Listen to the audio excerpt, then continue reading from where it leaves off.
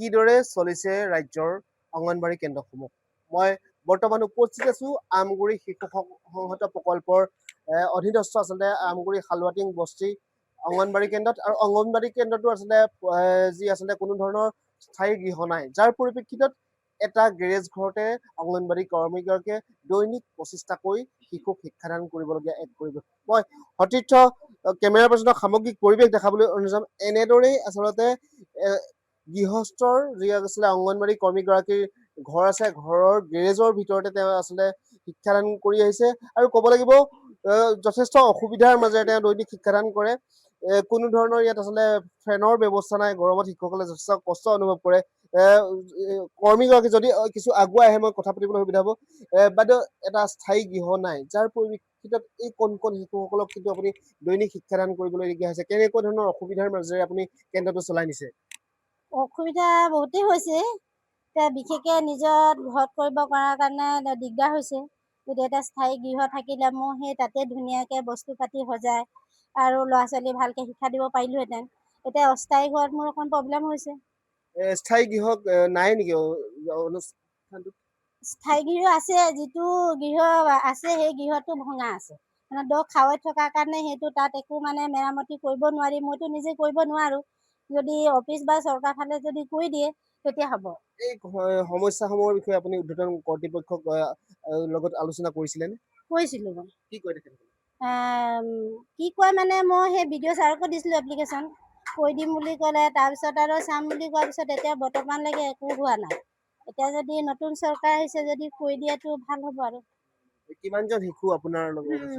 মোৰ 0ৰ পৰা 3 বছৰত 13টা আছে আৰু স্কুল অহা যিখিনি সেইখিনি 3 পৰা 6 বছৰৰ 12টা আছে। নিশ্চিতভাৱে মই পুনৰ সেই পৰিৱেশসমূহ সতীৰ্থ কেমেৰা পাৰ্চনক দেখাবলৈ এনেদৰেই আচলতে যি হালুৱাটিং বস্তি লাইনৰ অংগনবাড়ী কেন্দ্ৰটো আছে। অংগনবাড়ী কেন্দ্ৰটোত এনেদৰে অতি কষ্টৰে আচলতে সহায়িকা ইয়াৰ কৰ্মীগৰাকীত কণ কণ শিশুসকলক পাঠদান কৰিবলগীয়া এক অৱস্থাৰ সৃষ্টি হৈছে। ইয়াত এজন সচেতন ব্যক্তি আছে, মই আপোনাৰ ওলাইছো, কি ক'ব? এটা অংগনবাড়ী কেন্দ্ৰৰ অভাৱ, কিন্তু যি সময়ত স্থায়ী শিশুসকল দেশৰ ভৱিষ্যত বুলি কোৱা হয়, তেখেতসকলক কিন্তু এনেদৰে গাড়ী গেৰেজৰ ঘৰৰ ভিতৰতে শিক্ষাদান কৰিবলগীয়া পৰিৱেশ। কথা হ'ল এইখন মানে হালুৱাটিং বস্তি লাইন অংগনবাড়ী কেন্দ্ৰ, এইটো প্ৰায় 20 বছৰ আগতে প্ৰতিষ্ঠা হোৱা। ইয়াত প্ৰথমতে মানুহৰ চোতালত পঢ়াইছিল। তাৰপিছতে এটা ঘৰ বনাই দিলে, খুব দ খাৱৈত বনাই দিলে, তো 6 মাহমান পানীত বুৰি থাকে। সেইকাৰণে সেই গৃহটো মানে খুব সোনকালে বেয়া হৈ গ'ল। তাৰপিছত সেই গৃহটো বেয়া হোৱাৰ পিছত আজিলৈকে কিন্তু ইয়াক বনাই দিয়া নাই। যিগৰাকী এতিয়া ধৰক কৰ্মী আছে, এই কৰ্মীগৰাকী প্ৰায় 3 বছৰ হ'ল আৰু তেওঁ ঊৰ্ধ্বতন কৰ্তৃপক্ষক জনাইছে যদিও আজিলৈকে গৃহটো বনাই দিয়া নাই।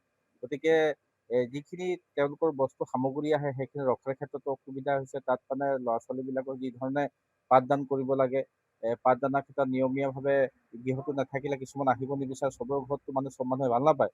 গতিকে এটা স্থায়ী গৃহ হ'লহেঁতেন খুব সুন্দৰ হ'ল ভাবিছোঁ। গতিকে এইখন চৰকাৰক আহ্বান জনাওঁ যাতে নতুন এই যিখন হালুৱাটিং বস্তি লাইন অংগনবাড়ী কেন্দ্ৰটিক যাতে খুব সোনকালে এটা কেন্দ্ৰ গঢ়ি তোলে, তাৰ কাৰণে আমাৰ বিধায়ক মহোদয় মৰু বৰগোহাঁই ডাঙৰীয়াক আমি অনুৰোধ জনাইছোঁ যাতে অতি সোনকালে বিভাগীয় কৰ্তৃপক্ষক আমি অনুৰোধ জনাইছোঁ আৰু বিধায়কজনকো অনুৰোধ জনাইছোঁ যে অতি সোনকালে যাতে এই অংগনবাড়ী কেন্দ্ৰ নিৰ্মাণ কৰি যাতে ছাত্ৰ ছাত্ৰীসকলক পাঠদানৰ ক্ষেত্ৰত সহায় হয়, তাৰ বাবে আমি অনুৰোধ জনাইছোঁ। হয়, ধন্যবাদ জনাইছোঁ। এয়া হ'ল হালুৱাটিং বস্তি লাইন যি শিশু অংগনবাড়ী কেন্দ্ৰ, আৰু অংগনবাড়ী কেন্দ্ৰটো এটা স্থায়ী গৃহৰ অভাৱতে এনেদৰেই আচলতে এটা গেৰেজ ঘৰৰ ভিতৰতে শিশুসকলক পাঠদান কৰিবলগীয়া এক পৰিৱেশ সৃষ্টি হৈছে। যদি সমাজ কল্যাণ বিভাগে এই প্ৰতিবেদন চাইছে, নিশ্চিতভাৱে এই শিশুসকলৰ দেশৰ ভৱিষ্যত এই শিশুসকলৰ কাৰণে এটা স্থায়ী অংগনবাড়ী কেন্দ্ৰৰ ব্যৱস্থা কৰিব যেন।